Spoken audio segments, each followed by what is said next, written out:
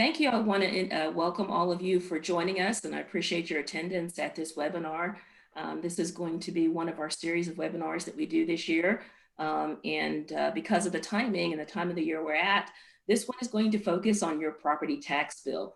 So it'll be, we'll talk a little bit about the appraisal district and what the appraisal district does. But we've also got Bruce Elfant, who's our tax assessor collector for Travis County here as well. And he can talk to you a lot more about the tax bills because the due date is coming up very quickly. And we want to make sure that you've got all the information that you need in order to make sure that you don't have any delinquencies or any penalty and interest that come because of that. So I'm going to share a PowerPoint for you guys, and we will make this available on our website. And here we go. So again, my name is Marya Crigler. I'm the Chief Appraiser of Travis Central Appraisal District. And we also have Bruce Elfant. He's the Tax Assessor-Collector of Travis County. Throughout the presentation, if you have any questions, please put them in the Q&A section. We'll be monitoring that, and we can answer questions as we go along. To start out, I'm going to talk a little bit about who are the players that play into the tax bill that you have. And so first, we'll start off with the appraisal district because we come first in the process. And I'm the Chief Appraiser of the appraisal district. We determine the market value. We send out the notices of appraised value. We handle any protest. We administer the exemptions and the property tax deferrals. And there's a lot of other things that we do, but this is the appraisal district's role. Then you have the taxing units who come next in the process. And they set the budgets, they set the tax rate, and they determine the overall tax burden. And then last in the process is going to be the Travis County Tax Office. And they calculate and send out the property tax bill, and they collect the property tax payments. But in addition to that, they have a lot of other functions that they have to do.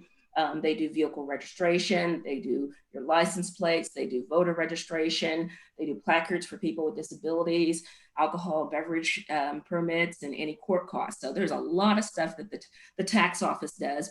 But one of the primary things that you'll know them for is they send out the tax bills that we pay every year. So for the calendar for property taxes, and it's very cyclical and it starts over every year, but January 1st is important because that's our assessment date. That's the date that properties are appraised as of January 1st. So in whatever state or condition they are on January 1st, that's what we're looking at for each appraisal year. Then in April, we'll send out notices of appraised value, and that's done by the appraisal district. May 15th is the deadline for property owners to file a protest with the appraisal district if they disagree with the appraised value.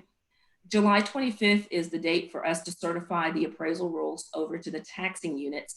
And then the taxing units will start doing their budget calculations, set their budget, and set their tax rates.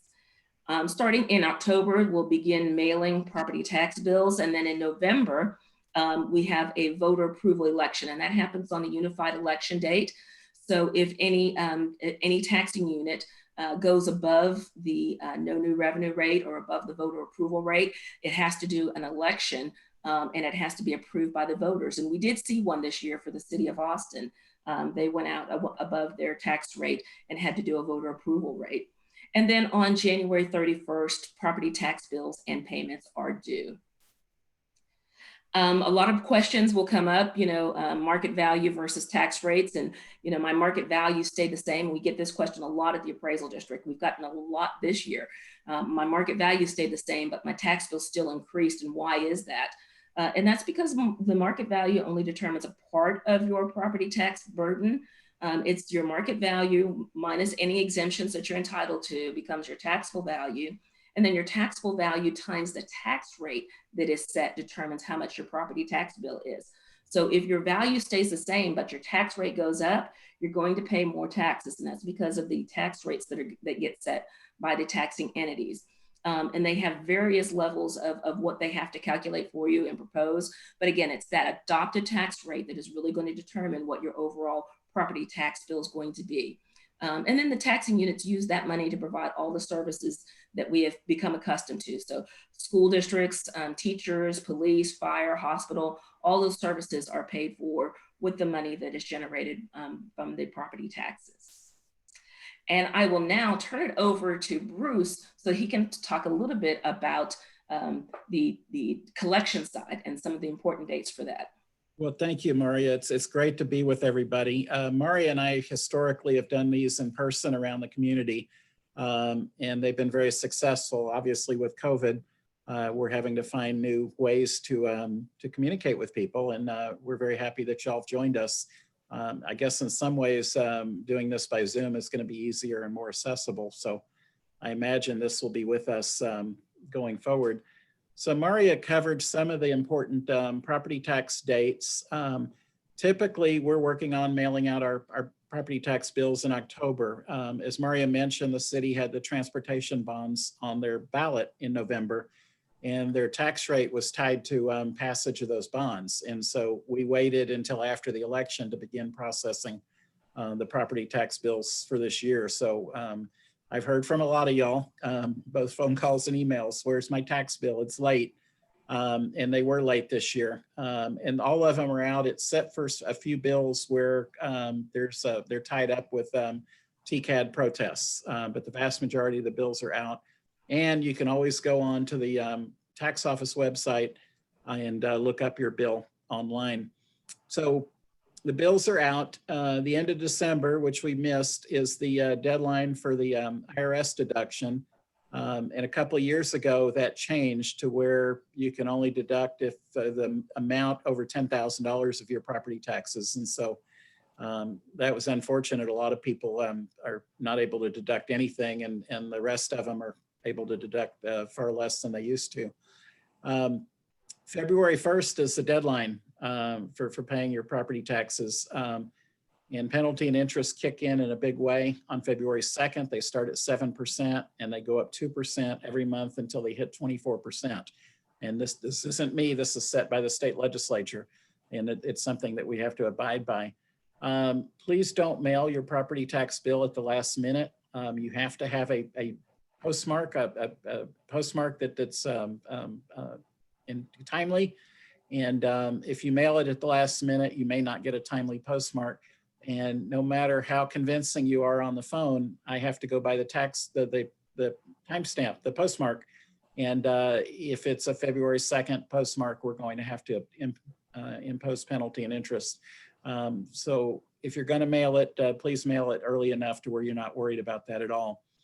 All right, next slide, please. Well, and Bruce, I would say, you know, given the delays that we've had in postal services that everybody's experienced due to the pandemic, it's probably more important this year than other years to make sure you get it in early enough Yes. that it can be received by you timely. Well, that we certainly saw that last year with the voter registration deadline and the deadline to get ballots in. And we, you know, the county clerk set up a drive-through so you can turn in ballots and not have to rely on the postal service. So yeah, you don't want to be anywhere close to that deadline for anything that matters anymore. Yeah, and I do want to give Bruce and his staff credit. I know they had to delay mailing out the tax bills because of that voter election. But if they hadn't have done that, everybody would have gotten a bill and then they would have gotten a corrected bill because the city tax rate wasn't set yet. And that was a big difference in what their tax rate used to be and what it was once the election happened. So it really was to the benefit of the taxpayers that you waited to send those out. The other thing that I think his staff did that we really have to give them credit for is there were a lot of property owners whose protests hadn't been resolved. Just because of the pandemic, things are a little bit slower. And if it's not resolved with the appraisal district, you really don't get a tax bill until that resolution happens. But because they wanted to make sure property owners were able to claim their IRS deduction, they went ahead and put an online version of your tax bill out there. So property owners could at least pay on that and get some of their IRS deduction, even though the protest wasn't resolved. And that was another really nice thing that you did for our taxpayers. So I want to tell you thank you because it meant a lot. It meant a lot of property owners were able to claim their IRS deductions even while that bill had not officially been mailed. So that was really nice for you guys to do. Thank you. Oh, we're happy to do it. We want people to be able to take advantage of every deduction they're eligible for, whether it's federal or the various exemptions that your office handles. We work hard, both of us, to make sure that they're aware of the exemptions that they may be eligible for. So COVID-19, last March, we had to change everything about how we did business. I mean, our office is the busiest office of any government office in the county. We'll have 200-300 people in our lobby at any given time and serve 1,500 to 2,000 people a day in person. And obviously that couldn't continue. And for a couple of months, our lobby was shut down completely. Nobody could come in. And as we were able to get plastic barriers and other PPE to keep the employees and customers safe, we reopened our lobby to appointments only. And if you go online to traviscountytax.gov, you can make an appointment for the main tax office on Airport, or you can make an appointment at our Pflugerville office. It takes a while to get an appointment, but once you're here, it goes pretty quick. You're in and out pretty quickly. And we line people up for their appointments 6 feet apart. And that's worked pretty well. And we're very fortunate that we have had no COVID cases that have been related to employee-customer interaction.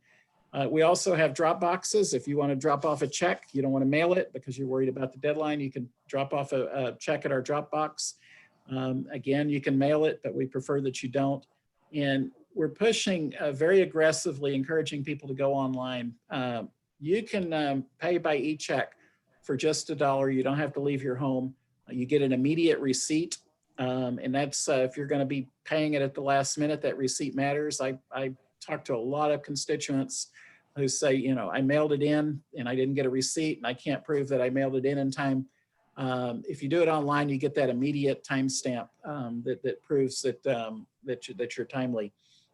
We have one drive-through location, right? Well, two at Airport Boulevard and Pflugerville.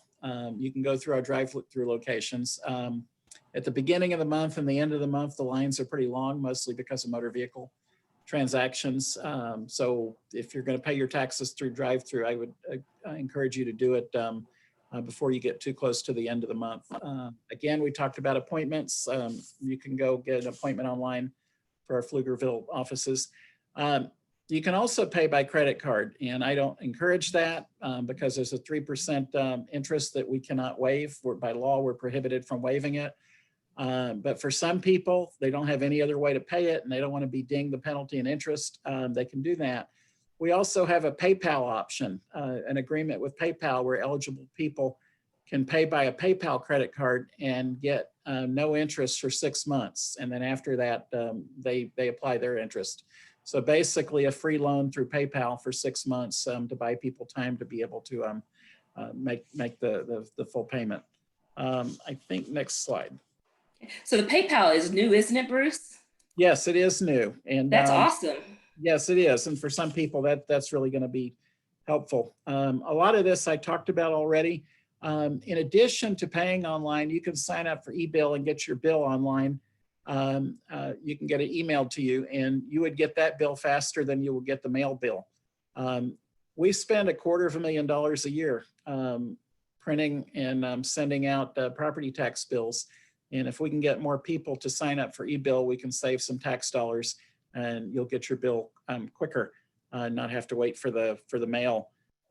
You can also go online to schedule future payments, update your mailing address. And this is really important because if your mailing address has changed, we're going to mail it to the address that we have until we get an updated address. And we have thousands every year that come back to us because the mailing address is no good anymore. So take advantage of that.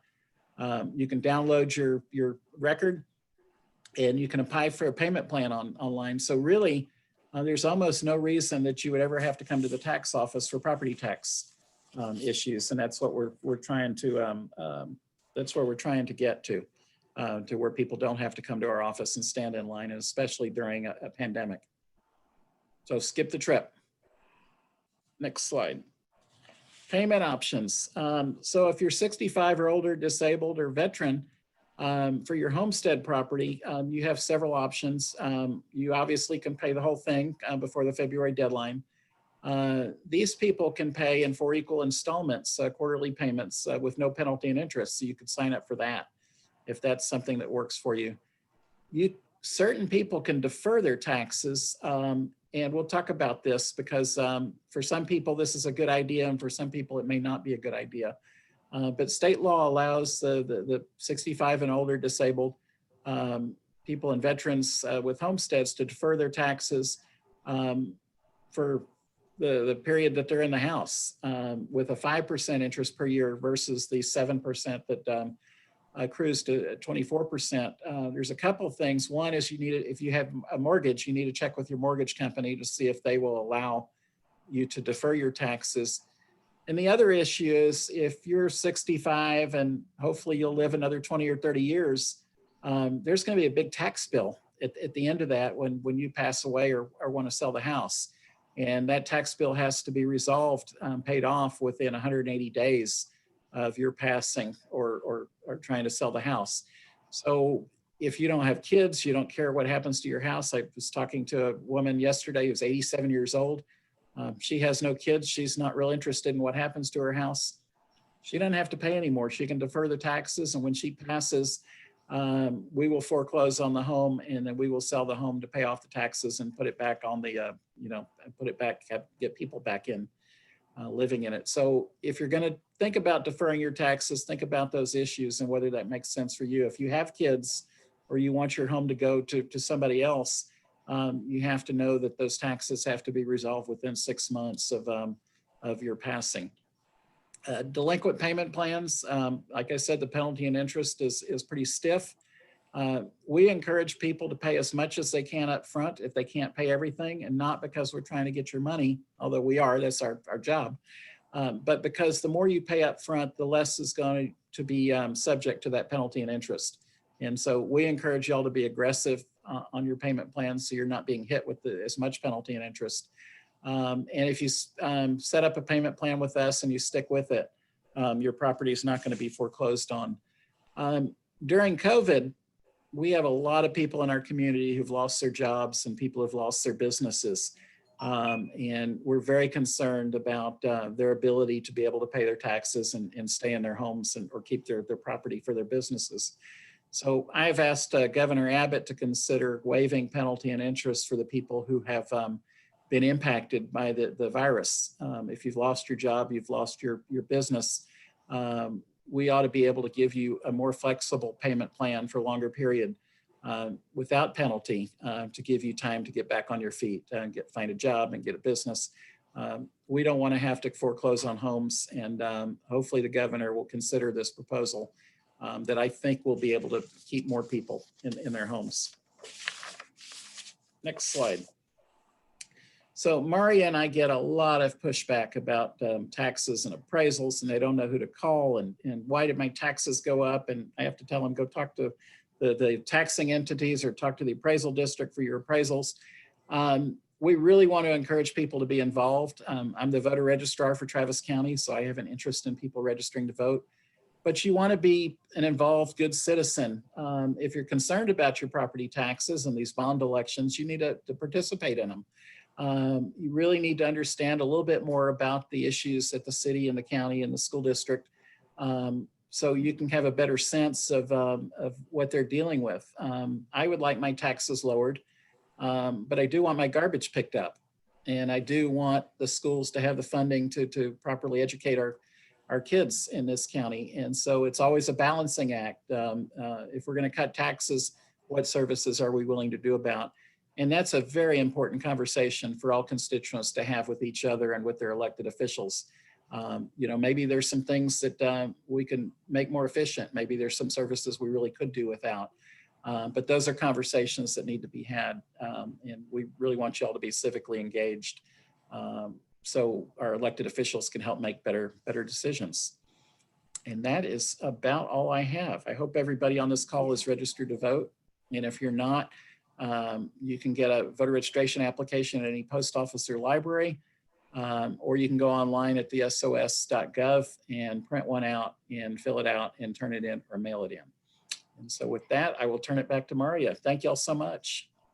And Bruce, the voting and registering to vote is even more important. And this is the first year we really saw the impact of some legislation that was passed last session that gave voters more of a voice on increasing of tax rates. Usually there's been a limitation on the increase in appraised value. So there's a 10% cap in your assessed value and how much it can go up. But as appraised values go up, the tax rate should go down, and then net, you wouldn't see much of a change unless the taxing units voted to increase your taxes. In the past, that used to be an 8% increase that they could do without the possibility of voters getting together, filing a petition to vote for a rollback. And the legislature really changed the game this past session. And we saw that the results this year. Now, most entities can only go up 3.5% unless they go to the voters. And voters no longer have to petition to get that on the ballot. It's automatically on the ballot. It happens on that unified election date, which is the first Tuesday in November. So any taxing entity that's going above their 3.5% have to put it on the ballot, and voters have to approve going above that amount. And that's really different than the way we've seen it in the past.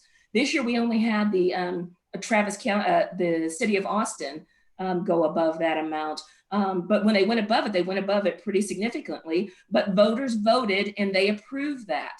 And so if you're not happy that the city of Austin taxes went up so much, you really have to take another close look at whether or not you participated in that election and voted in that voter approval or voted to approve those bonds. Anything you want to add to that, Bruce? Did I cover that right? I think so. So are there any late remedies for you? Because a lot of times people don't really pay attention to their appraised value until they get their tax bill. And then suddenly they're like, oh my goodness, this isn't right. I want to do something about it. And so are there any late remedies available to property owners if you didn't file your protest on May 15th? And I will say, yes, they are, but they are very limited in scope. So there's very limited opportunities for you to get a hearing before the appraisal review board. The reasons why you can get a correction to the appraisal roll at this point is you can get a correction for clerical error.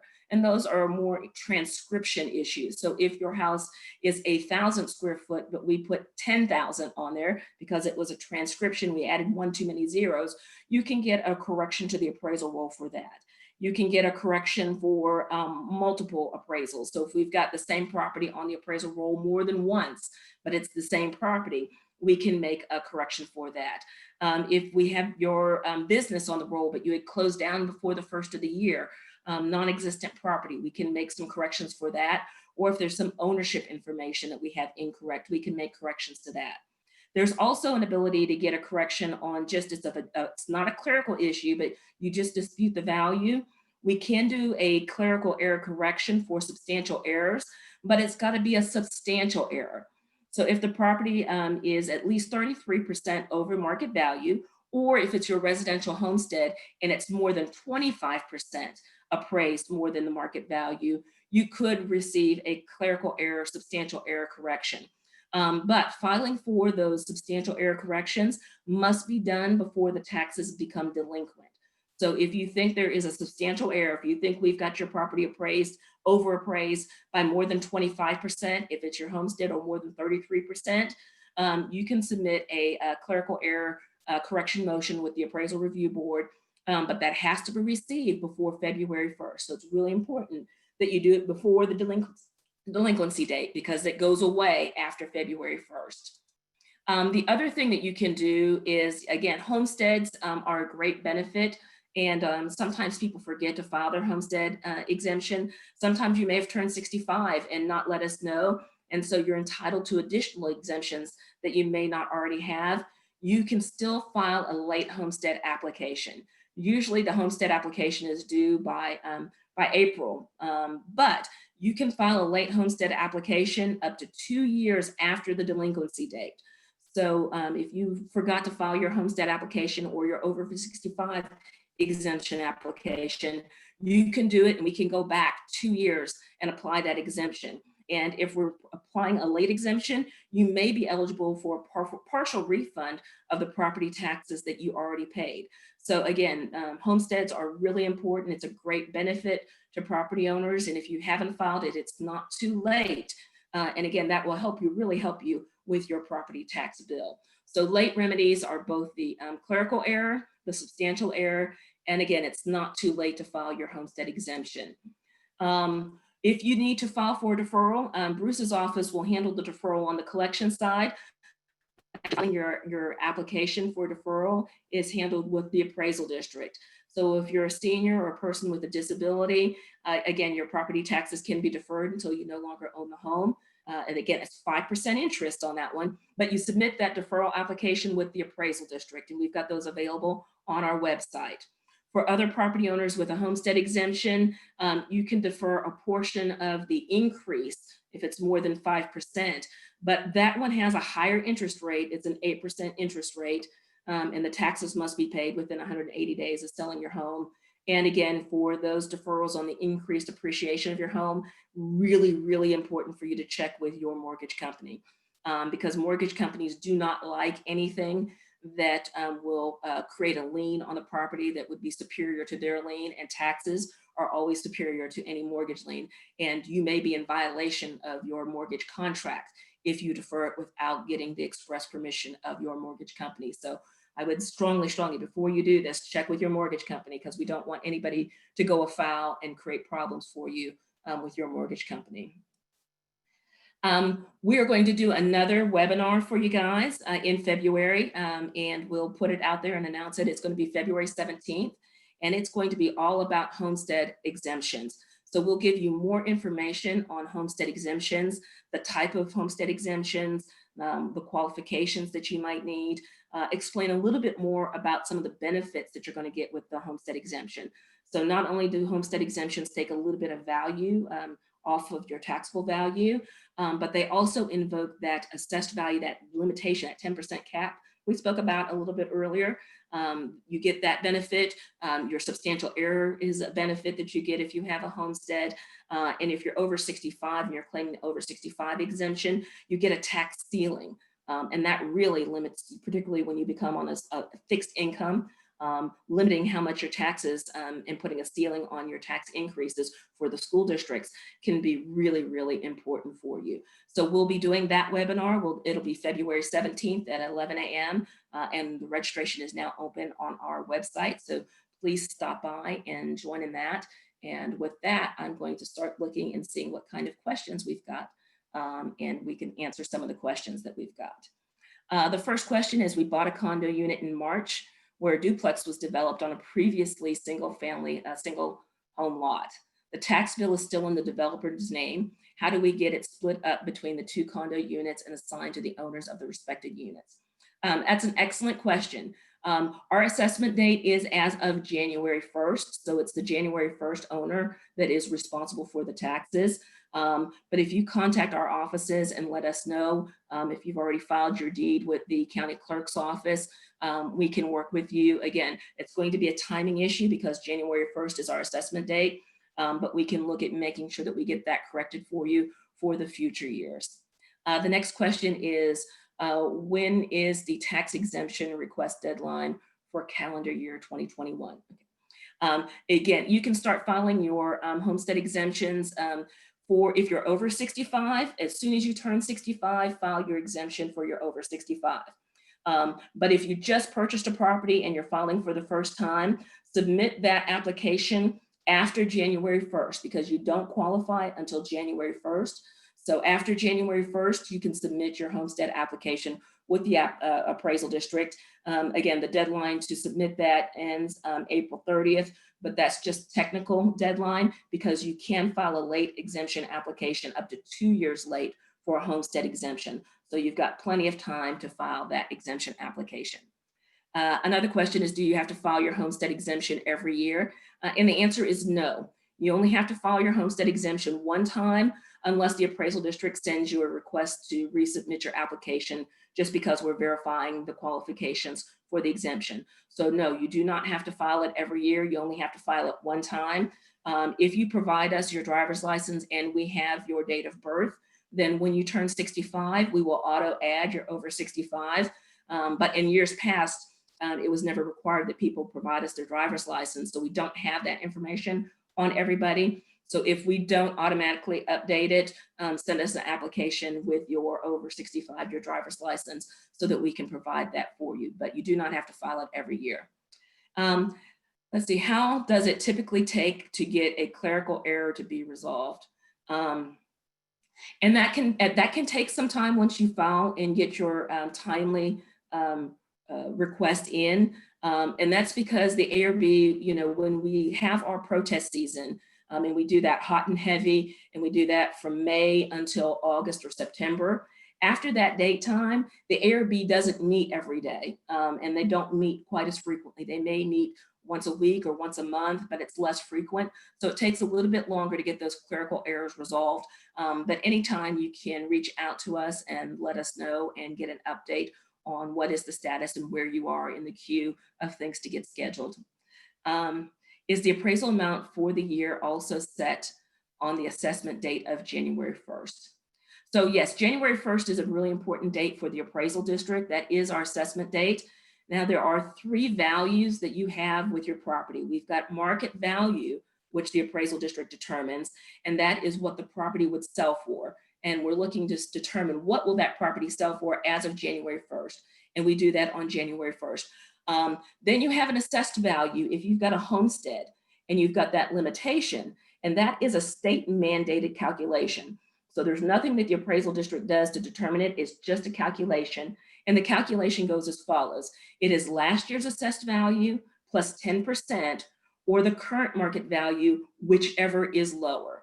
And again, the appraisal district can only follow the state rules for how that gets calculated. We don't do any appraisals to determine that assessed value. It is strictly a calculation. The market value goes up however much it goes up based on the market. The assessed value is limited to 10% per year if you have a homestead exemption. And then your assessed value minus any exemptions you're entitled to become your taxable value. The next question is, I own my home with one person who is older than me. Do we both have to be 65 to be eligible for the over 65 exemption?